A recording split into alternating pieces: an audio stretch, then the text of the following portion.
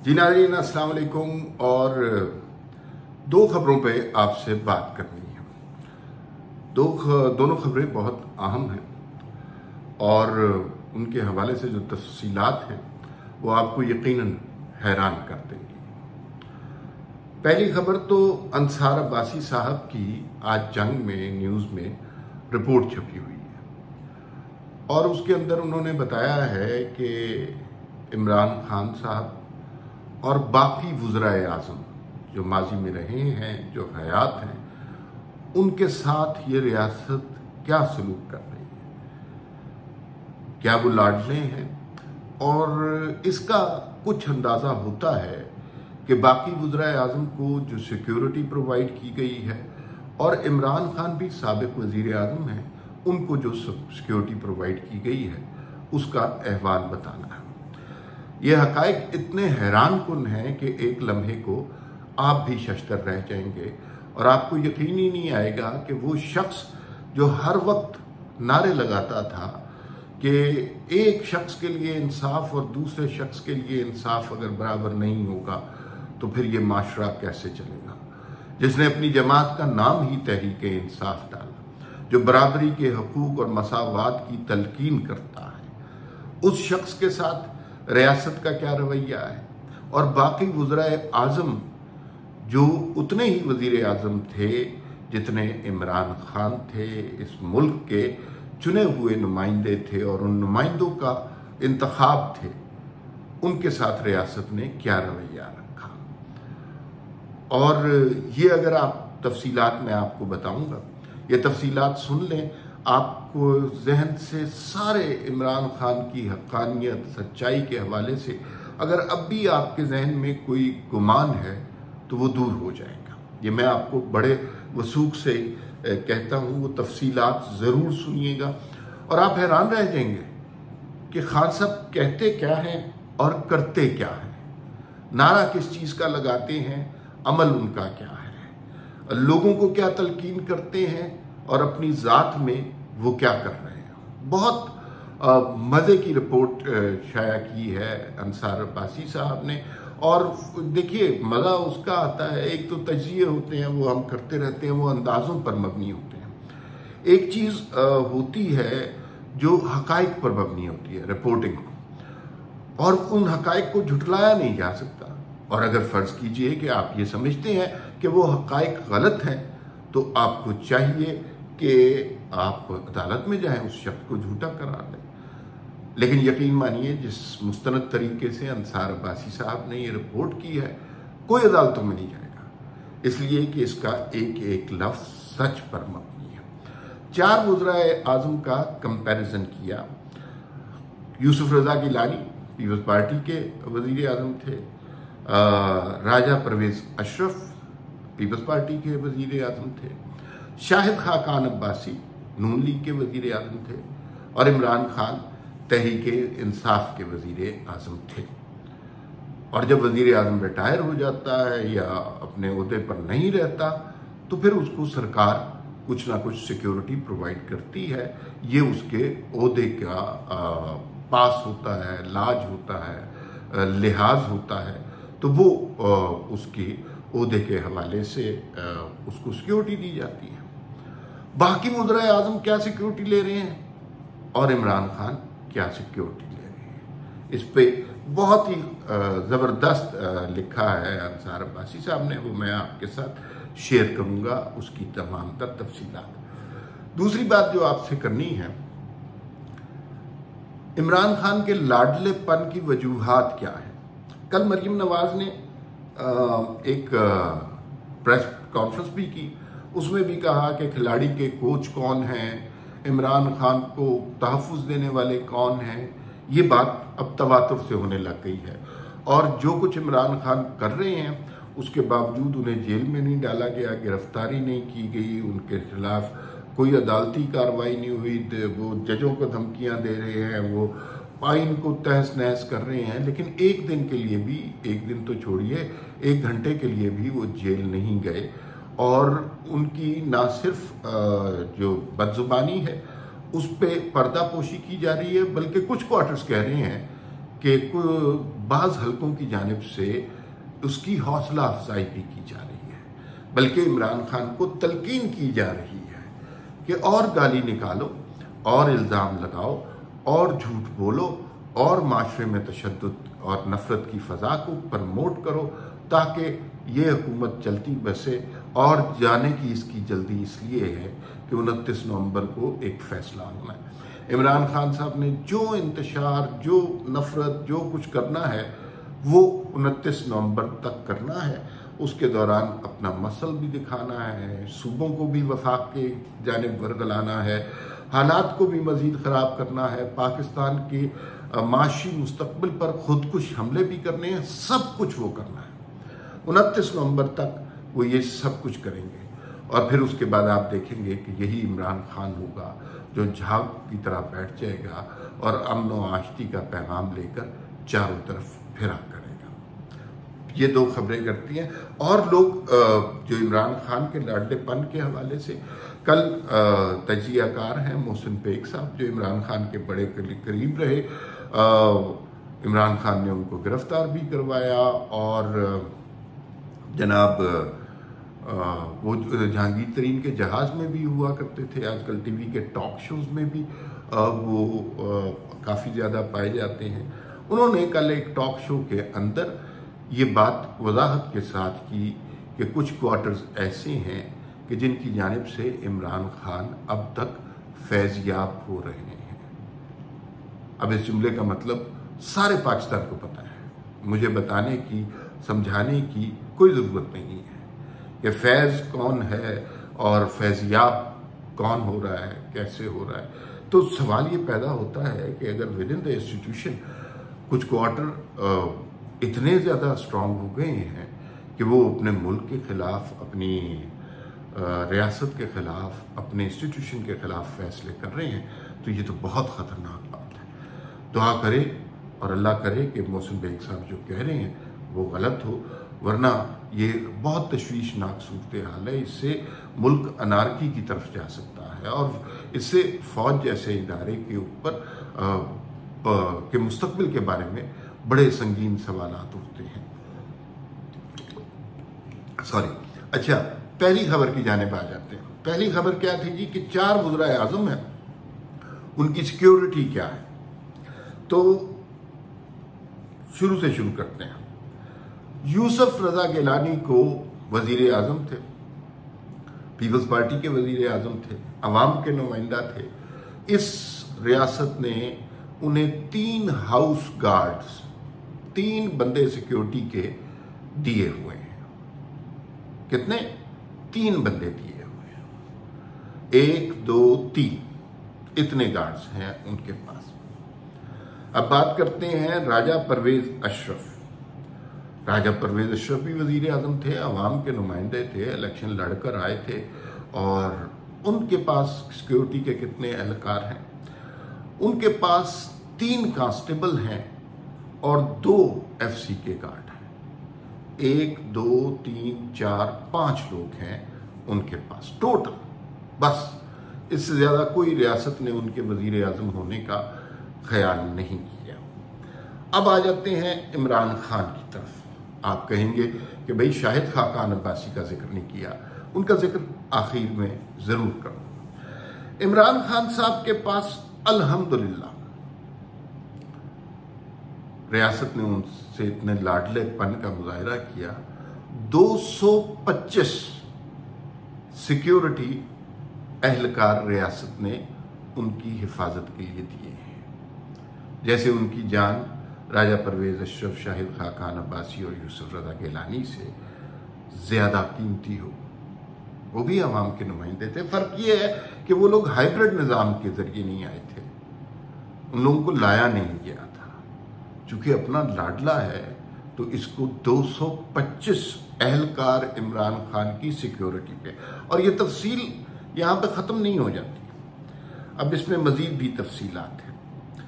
ये जो 225 लोग हैं, इसमें ये कोई सिपाही थोड़े ही हैं सारे के सारे जो बंदूक पकड़ के बस हिफाजत पे लग जाते हैं, ड्यूटी देते हैं, घर चले जाते हैं। नहीं, अब इसमें सुनिए, इसमें एक एसपी लेवल का ऑफिसर शामिल है जो लीड कर रहा है 225 के दस्ते को।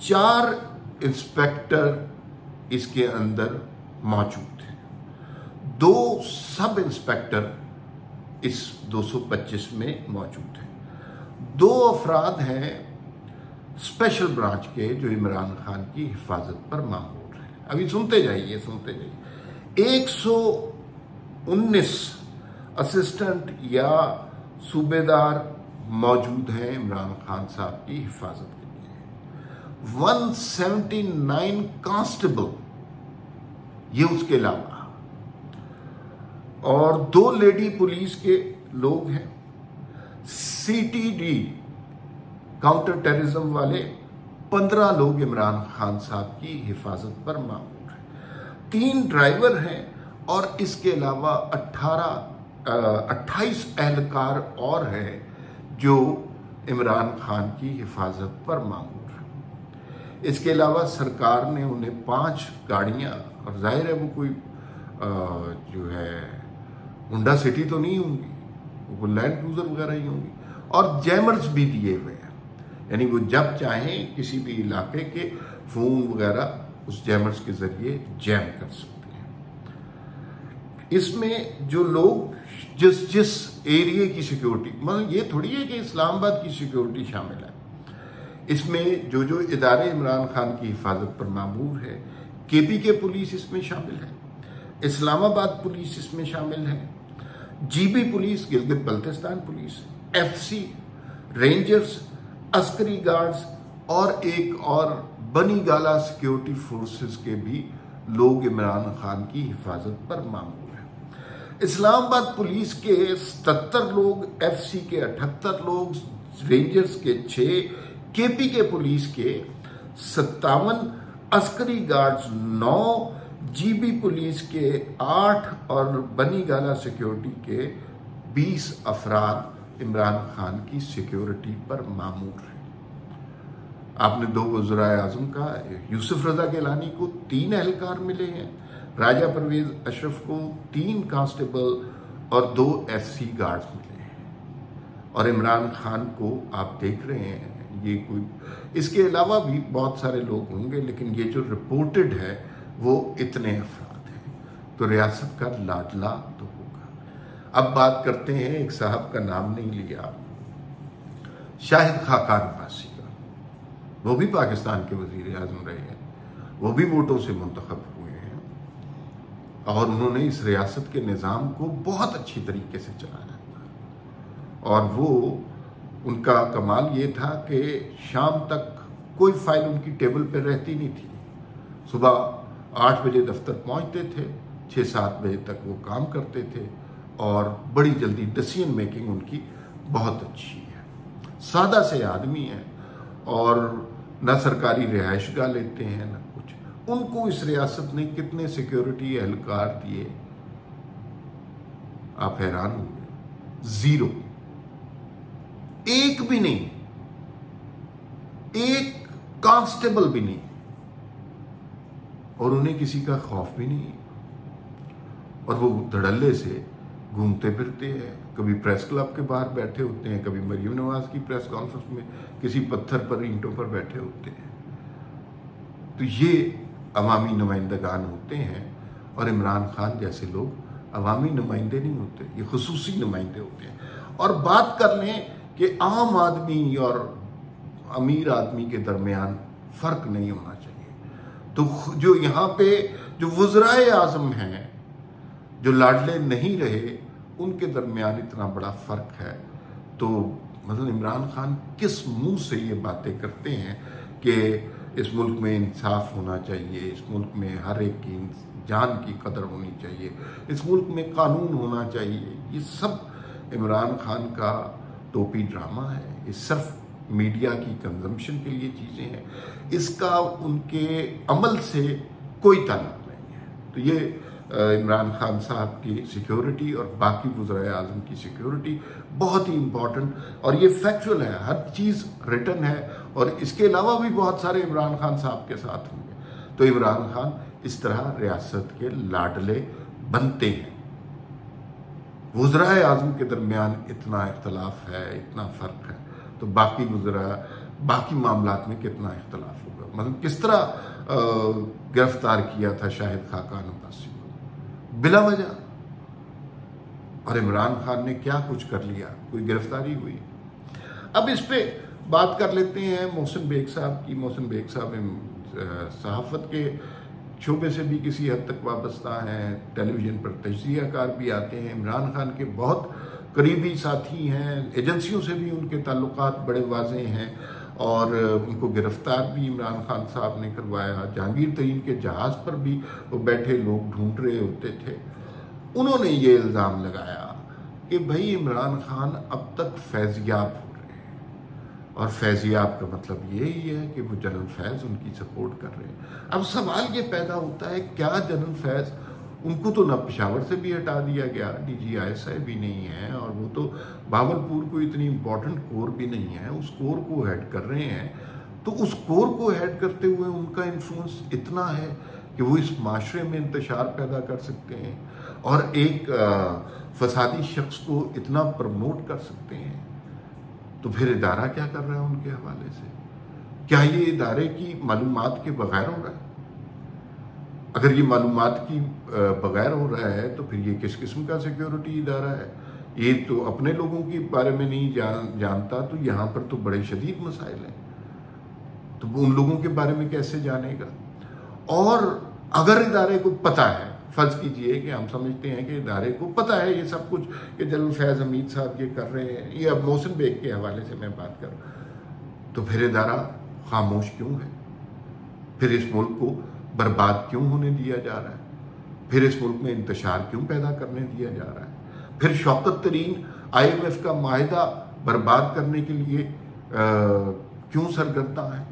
फिर इमरान खान इस्लामाबाद पर लश्कर कुशाई की क्यों कोशिश कर रहे हैं? फिर सूबाई हुकूमतों को ज़ाती मकासद के लिए इस्तेमाल किया जा रहा है, तो फिर ये तो बहुत खौफनाक बात है। फिर ये है कि क्या असल में इस सारे इंतशार से अब तक तो सबको पता चल गया, बच्चा बच्चा ये बात कर रहा है, कोई खुफिया बात नहीं रही। इमरान खान प्रेशराइज क्यों करना चाह रहे हैं? इमरान खान इसलिए प्रेशराइज करना चाह रहे हैं कि वो वजीर आज़म बने। वजीर आज़म इसलिए बने कि अपनी मर्जी से आर्मी चीफ लगाए। आर्मी चीफ अपनी मर्जी से लगेगा तो वो शायद फिर ताहयात वजीर आज़म रहे। ये उनकी खाम ख्याली है, ऐसा होता नहीं है। तो ये सब कुछ आपकी नज़रों के सामने हो रहा है, और उसके बाद आप खामोश बैठे हैं, तालियां बजा रहे हैं। तो इंस्टीट्यूशन का किरदार इस सिलसिले में कहाँ है? क्या सिर्फ एक पोस्टिंग कर देने से सारे मामला ठीक हो गए हैं? क्या एक शख्स से कुछ इख्तियारात लेने के बाद सारे मामला ठीक हो गए? ये जो मामला है ये मुल्क की सलामती पर हमला है। सूबों की वफाक के साथ लड़ाई करवाने की कोशिश की जा रही है। आईने पाकिस्तान को पैरों तले रौंदने की कोशिश की गई है। तो फिर अगर ये फैज़याब हो रहे हैं तो फैज़याब साहब को रोका क्यों नहीं जा रहा? क्या उनका इन्फ्लुएंस अब इदारे में ख़त्म हो गया है और वो अब दरे इंसाफ के ज़रिए फैसले करवा रहे हैं? लेकिन हमारे यहाँ तो कभी नहीं ऐसा हुआ। हमारे यहाँ की रीत रवायत तो बहुत मुख्तलिफ है। हमारे यहाँ अदालतें हों, सरकारी एहलकार हों, पुलिस हो, पार्लियामान हो, वो तो हवाओं का रुख देखकर फैसला करते हैं, और जिस तरफ हवाओं का रुख होता है उसी तरफ जो है फैसले भी आते हैं, उसी तरफ सरकारी मशीनरी भी लग जाती है, पार्लियामान भी उसी तरह के फैसले करने लग जाता है। ये तो हमारे यहाँ माजी में बहुत दफ़ा हुआ है, एक नहीं 1000 मिसालें दी जा सकती हैं। तो अब जो कुछ हो रहा है इस मुल्क में वो सबके सामने हो रहा है। कोई चीज़ इमरान खान साहब ने ढकी छुपी नहीं रखी। इमरान खान ऐसी शख्सियत की तरह है जो बेलिबास होकर गलियों में आ गया, और अगर कोई शख्स बेलिबास होकर गलियों में आ जाता है तो शर्मिंदा वो नहीं हो रहा होता, आप शर्मिंदा हो रहे होते हैं। अगर आपकी आंख में शर्म है तो वो तो बेशर्म की तरह फिर रहा है, तो क्या बाकी सारे शर्मिंदा हो रहे हैं? क्या इस फितने का कोई इलाज नहीं होगा? क्या इसी तरह इसकी सिक्योरिटी और इसके ऊपर करम नवाजियों की बारिश जारी रहेगी? ये बहुत क्रिटिकल क्वेश्चन है।